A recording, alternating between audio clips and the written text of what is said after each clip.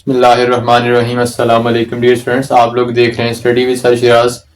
और आज के इस लेक्चर में हम लोग डिस्कस करने वाले हैं प्रिपरेशन ऑफ अल्केन्स के कुछ रिमेनिंग जो हमारे पास मेथड्स हैं हम उनको डिस्कस करेंगे। लास्ट वीडियो में हम लोगों ने 2 से 3 मेथड्स को डिस्कस किया था और जो रिमेनिंग मेथड्स हैं उसको हम आज इस वीडियो में डिस्कस करेंगे। अगर आपने पहली वाली वीडियो को नहीं वॉच किया तो उसका लिंक डिस्क्रिप्शन में मौजूद है और वीडियो एंड स्क्रीन के ऊपर मौजूद है, आप लोग उसको भी जरूर वॉच कीजिए। स्टार्ट करते हैं अपने आज के इस लेक्चर को। जो हमारे पास मेथड है प्रिपरेशन का अल्केन का, D halogenation of the vicinal dihalide. यहाँ पे समझना ये जरूरी है कि हमारे पास विसिनल डाइहेलाइड ये एक जो वर्ड है इंपॉर्टेंट है। इससे पहले भी मैट्रिक में भी हम लोगों ने इस चीज को डिस्कस करते हैं केमिस्ट्री के अंदर, लेकिन फिर एक दफा पॉइंट को रिकॉल करने के लिए विसिनल डाइहेलाइड्स क्या होते हैं। डाइहेलाइड जब कह रहे हैं तो उसका मतलब है कि हमारे पास ये ऐसा कंपाउंड है जिसके अंदर 2 हेलोजन एटम्स मौजूद हैं या 2 हेलोजन के ग्रुप्स मौजूद हैं। अब अगर इसमें देखा जाए कि ये जो विसिनल वर्ड होता है इसका क्या मतलब है, तो विसिनल उस कंडीशन को कहते हैं कि जब 2 एक ही जैसे ग्रुप या सेम ग्रुप एडजेसेंट कार्बन के ऊपर मौजूद हो तो that is called the vicinal. ऐसे अगर यहाँ पे देखा जाए तो ये 2 कार्बन हैं, तो ये दोनों क्या है, एडजेसेंट कार्बन हैं, ये एक दूसरे के साथ साथ हैं। और इन दोनों के ऊपर जब ये एक्स का ग्रुप मौजूद है तो ये एक्स ग्रुप क्या है, ये हेलो ग्रुप है। और अगर ये ग्रुप भी सेम होता है और ये एडजेसेंट कार्बन के ऊपर भी मौजूद होता है तो उस कंडीशन को हम क्या कहते हैं, that is known as the vicinal. और चूंकि 2 हेलोजन मौजूद है दूसरे क्या कहते हैं, डाइहेलाइड। सो ये है स्ट्रक्चर हमारे पास विसिनल डाइहेलाइड का। अब बेसिकली हम लोगों ने क्या करना है, हम जो एल्कीन्स को प्रिपेयर कर रहे हैं तो हमने क्या है, डबल बॉन्ड इंट्रोड्यूस करवाना है। और डबल बॉन्ड को इंट्रोड्यूस करवाने के लिए हमें एडजेसेंट कार्बन से 2 ग्रुप्स को रिमूव करना होता है। जैसे इससे पहले हमने डिहाइड्रेशन वाले में पढ़ा था, इससे पहले हमने डिहाइड्रोहेलोजिनेशन वाले में पढ़ा था। सो इन द सेम में यहाँ पे भी हमें डबल बॉन्ड क्रिएट करना है और 2 एडजेसेंट कार्बन से हमने ग्रुप्स को रिमूव करना है। अब यहाँ पे चूंकि हमारे पास 2 हेलोजन एटम्स मौजूद हैं तो अगर हम इन दोनों हेलोजन्स को रिमूव कर देते हैं तो यहाँ पे एक डबल बॉन्ड क्रिएट हो सकता है। और उसको रिमूव करने का तरीका क्या है कि हम जिंक डस्ट को यूज करते हैं। जिंक डस्ट का मतलब क्या है कि ये बेसिकली है तो जिंक मेटल ही, लेकिन ये एक सॉलिड फॉर्म में नहीं है बल्कि हाईली पाउडर्ड फॉर्म में, जिस तरीके से एक डस्ट की तरह से बहुत ही फाइनली डिवाइड फॉर्म में मौजूद है। और चूंकि ये जो डाइहेलाइड है ये ऑर्गेनिक कंपाउंड है तो इसके सॉल्वेंट के तौर पे हमने अल्कोहल को यूज किया।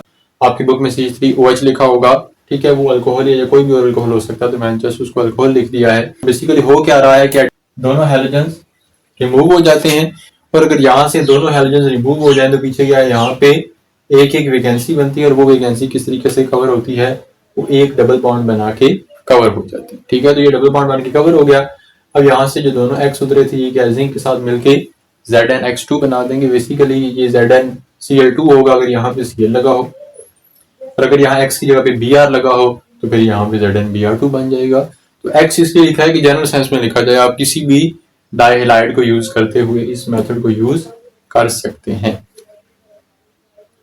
सेकंड जो मेथड है ये अल्केन्स के अंदर भी हमने यूज किया था, कॉब्स इलेक्ट्रोलिसिस, और वहां भी बड़ा इंपॉर्टेंट मैंने बताया था कि लॉन्ग क्वेश्चन है। अल्केन्स के अंदर भी कॉब्स इलेक्ट्रोलिसिस को यूज किया जाता है, लेकिन वहां पे हमने मोनोकार्बोक्सिलिक एसिड को यूज किया था और उसकी डीकार्बोक्सिलेशन हुई थी। यहाँ पे हम क्या करते हैं, हम डाइकार्बोक्सिलिक एसिड को यूज करते हैं और इसकी डीकार्बोक्सिलेशन करेंगे। ठीक है, सबसे पहले हम लोगों ने क्या है कि ये समझना है कि ये डाइकार्बोक्सिलिक एसिड क्या होता है। तो ऐसा कार्बोक्सिलिक एसिड जिसके फॉर्मूला में 2 कार्बोक्सिल ग्रुप मौजूद है। बेसिकली हमारे पास कार्बोक्सिलिक एसिड क्या होते हैं जिनके अंदर COOH का ग्रुप मौजूद होता है। लास्ट लेक्चर में हम लोगों ने एक्सप्लेन किया था। अब हमारे पास डाइकार्बोक्सिलिक एसिड तब बनता है जब फार्मूला के अंदर 2 दफा COOH ग्रुप आ जाए तो उसे डाइकार्बोक्सिलिक एसिड कहते हैं। तो हमने डाइकार्बोक्सिलिक एसिड का सोडियम या पोटेशियम साल्ट यूज करना है और उसमें से करंट को पास करना है। तो क्या है, इलेक्ट्रोलिसिस होगी। इलेक्ट्रोलिसिस के बाद क्या है, हमारे पास अल्कीन बनेगी। तो स्टेप वाइज मैनर में सबसे पहले देखते हैं कि ये हमारे पास एक डाइकार्बोक्सिलिक एसिड है जिसको उन्होंने आपकी बुक में सोडियम सक्सीनेट लिखा हुआ है। ये बेसिकली हमारे पास 4 कार्बन का जो डाइकार्बोक्सिलिक एसिड होता है उसे कहते हैं सक्सीनिक एसिड। और उसका जो सोडियम साल्ट बना तो क्या कहा, सोडियम सक्सीनेट। अगर इसे वाटर में डाला जाए तो वो आयनाइज होता है, एनाइन और कैटाइन बनाता है, जैसे सोडियम क्लोराइड बनाता है। अब हमने क्या है, करंट पास करना है। तो वही जैसे मैंने पहले एक्सप्लेन किया था कि एनोड कैथोड का रिएक्शन होता है। तो एनोड के ऊपर क्या है, नेगेटिव स्पीशीज जाती हैं, तो ये जो एनाइन है ये एनोड की तरफ जाएगा। और एनोड पे क्या है, रिमूवल ऑफ इलेक्ट्रॉन होता है। तो रिमूवल ऑफ इलेक्ट्रॉन कैसे होगा, करंट पास किया, ये जो नेगेटिव नेगेटिव थे इनमें हर एक के पास दो दो इलेक्ट्रॉन थे, ये एक एक इलेक्ट्रॉन को लूज करेंगे दोनों और ये फ्री रेडिकल बन जाएंगे और अपने दो इलेक्ट्रॉन यहाँ पे रिलीज कर लेंगे। ठीक है, ये ऑक्सीडेशन हो गई, हमारे पास रिमूवल ऑफ इलेक्ट्रॉन हो गया। अब उसके बाद क्या है, ये जो फ्री रेडिकल का इलेक्ट्रॉन है ये यहाँ पे शिफ्ट होता है और यहाँ से भी दो इलेक्ट्रॉन में से एक इधर शिफ्ट होता है। तो ये पूरा हिस्सा क्या बन जाता है, कार्बन डाइऑक्साइड। यहाँ पे भी ये हिस्सा सेम कार्बन डाइऑक्साइड बन जाएगा। सो यहाँ पे दो मॉलिक्यूल कार्बन डाइऑक्साइड के निकल गए, दो इलेक्ट्रॉन ये वाले वो साथ ही जो पहले निकले थे। और यहाँ पे क्या है कि इनमें से जो बचा हुआ एक एक इलेक्ट्रॉन है इस CH2 ग्रुप CH2 को मिल जाएगा। तो यहाँ पे ये कंडीशन आ गई। अब इसकी एक एक वैलेंसी भी कम होगी क्योंकि यहाँ से ये बॉन्ड खत्म हो गया है, तो ये अपना एक एक इलेक्ट्रॉन अंदर कंट्रीब्यूट करते हैं और यहाँ पे डबल बॉन्ड बना लेते हैं। बाकी कार्बन डाइऑक्साइड और इलेक्ट्रॉन एज सच ही वहां पे मौजूद रहेंगे। अब ये यहाँ पे जो इलेक्ट्रॉन निकले थे वो कैथोड पे चले जाएंगे और यहाँ जाके एडिशन ऑफ इलेक्ट्रॉन होगी तो हमारे पास क्या है, वाटर आता है। वो दो इलेक्ट्रॉन लेता है तो हमारे पास क्या है, उसकी इलेक्ट्रोलिसिस हो जाती है, वो हाइड्रोक्साइड आयन और हाइड्रोजन गैस में ब्रेक होता है। ये जो दो हाइड्रोक्साइड आयन्स हैं ये इन सोडियम के साथ मिलेंगे क्योंकि ये नेगेटिव है, ये पॉजिटिव है, तो ये पॉजिटिव भी कैथोड पे जाएगा और वहां जाके ये सोडियम हाइड्रोक्साइड की फॉर्म में प्रोड्यूस हो जाएगा, साथ में क्या है, हाइड्रोजन गैस प्रोड्यूस होगी। सो एज अ दैट हमारे पास सारे रिएक्शन में हुआ क्या है, अल्कीन बनी है और वाटर का ब्रेकडाउन हुआ है और सोडियम हाइड्रोक्साइड की प्रोडक्शन हुई। अब जो थर्ड मेथड है इसके अंदर हमारे पास ये इंपॉर्टेंट शॉर्ट क्वेश्चन के तौर पे आता है partial hydrogenation of alkynes. Partial का मतलब होता है हाफ, मतलब आधा जिसे आप कह सकते हैं। सो पार्शियल हाइड्रोजनेशन का मतलब क्या है कि चूंकि अल्काइंस के अंदर होता है ट्रिपल बॉन्ड, तो अगर हम अल्काइन को कंट्रोल्ड फॉर्म में हाइड्रोजन देते हैं तो वो थोड़ी सी हाइड्रोजन लेकर एक बॉन्ड को ब्रेक करता है और डबल बॉन्ड बन जाता है। ठीक है, तो ट्रिपल बॉन्ड से डबल बॉन्ड बनाना है, डबल बॉन्ड की जगह पे हमने रोक देना है क्योंकि हमें अल्कीन ही चाहिए, तो इसलिए कहते हैं पार्शियल हाइड्रोजनेशन। और पार्शियल हाइड्रोजनेशन का तरीका क्या है, हमने दो कैटलिस्ट यूज करनी है। हमने अल्काइन लिया, हाइड्रोजन गैस ली और हमने क्या यूज किया है, कैटलिस्ट। कैटलिस्ट क्या है, पीडी प्लेडियम, ये एक मेटल का नाम है, और साथ में बेरियम सल्फेट।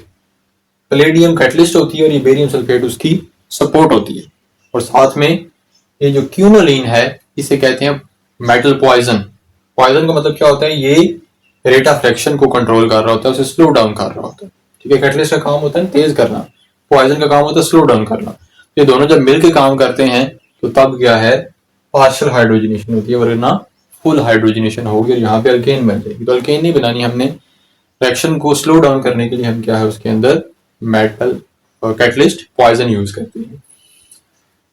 और इसकी वजह से क्या होगा, यहाँ जो हाइड्रोजन है H2 ये यहाँ पे ऐड होगा, यहाँ से एक बॉन्ड टूट जाएगा, ये भी एक बॉन्ड टूट जाएगा, यहाँ से ये एक इसको मिल जाएगा, दूसरा इसको मिल जाएगा। ठीक है, तो ये हमारे पास क्या है, हाइड्रोजनेशन हो गई। और यहाँ पे क्या हुआ है, अब ये जो प्रोडक्ट बना है तो इसमें जो R अल्काइल ग्रुप है ये दोनों एक तरफ है ऊपर की तरफ और हाइड्रोजन दोनों नीचे की तरफ। इस कंडीशन को क्या कहते हैं, सिस। ठीक है, पिछले चैप्टर में हमने सिस ट्रांस आइसोमेरिज्म को पढ़ा था, ज्योमेट्रिकल आइसोमेरिज्म को। अगर आपने वीडियो को वॉच नहीं किया तो उसका लिंक मैं डिस्क्रिप्शन में प्रोवाइड कर दूंगा। ये सिस आइसोमर है। ठीक है, ज्योमेट्रिकल आइसोमेरिज्म में सिस प्रोडक्ट होती है जिसमें सेम ग्रुप एक ही साइड पे होती है, एक साइड पे अल्काइल एक साइड पे हाइड्रोजन। ठीक है, और ये जो सारी कैटलिस्ट बनती है हमारे पास, ये सारा, इसको एक स्पेशल नेम दिया जाता है जो कि आपकी बुक में लिखा हुआ है, that is known as the Lindlar's catalyst. ठीक है, तो इसे क्या कहते हैं, लिंडलर्स कैटलिस्ट। ठीक है, बड़ा इंपॉर्टेंट है, अक्सर जो है शॉर्ट क्वेश्चन पूछते हैं कि व्हाट इज लिंडलर्स कैटलिस्ट, या एमसीक्यूज में पूछेंगे तो आपने याद रखना है, palladium supported on barium sulphate, poison by quinoline is called the Lindlar's catalyst. और ये सिस प्रोडक्ट बनाती है, ये भी अक्सर एमसीक्यू में पूछते हैं। दूसरा हमारे पास क्या है, वही अल्काइन हमने लिया, साथ में क्या है, अब हाइड्रोजन गैस H2 ने यूज की बल्कि एटॉमिक हाइड्रोजन, ये जो ब्रैकेट में लिखा है एटॉमिक को शो कर रहा है। ठीक है, एटॉमिक हाइड्रोजन को यूज करेंगे और इसका रिएजेंट डिफरेंट है, sodium in liquid ammonia. Ammonia वैसे तो गैस होती है लेकिन अगर इसे हाई प्रेशर पे यूज किया जाए कूल करके तो इसे क्या कहते हैं, लिक्विड बन जाता है। तो लिक्विड अमोनिया एट -33, ये रूम टेम्परेचर पे होता है, ये -33 क्योंकि कम टेम्परेचर चाहिए होता है, टेम्परेचर को लो करना पड़ता है तब जाके हमारे पास अमोनिया लिक्विफाई होती है। और इस केस में जो प्रोडक्ट बना है वो इससे डिफरेंट है, यहाँ R एक साइड पे है फिर दूसरी साइड पे, अगर एक दफा R ऊपर है दूसरी दफा नीचे की तरफ, अगर हाइड्रोजन एक दफा ऊपर है दूसरी दफा नीचे की तरफ, इसे क्या कहते हैं, ट्रांस। ठीक है, तो सोडियम में लिक्विड अमोनिया से ट्रांस प्रोडक्ट बनता है और लिंडर्स कैटलिस्ट से सिस प्रोडक्ट बनता है। तो ये हमारे पास बड़ा इंपॉर्टेंट शॉर्ट क्वेश्चन है। ये था हमारे पास अल्कीन्स की प्रिपरेशन के मेथड्स। अगर कोई भी क्वेश्चन हो इस लेक्चर के हवाले से, आप अपने क्वेश्चंस को हमारे कमेंट में जाकर पोस्ट कर सकते हैं। मिलते हैं नेक्स्ट वीडियो में, तब तक के लिए अल्लाह हाफिज।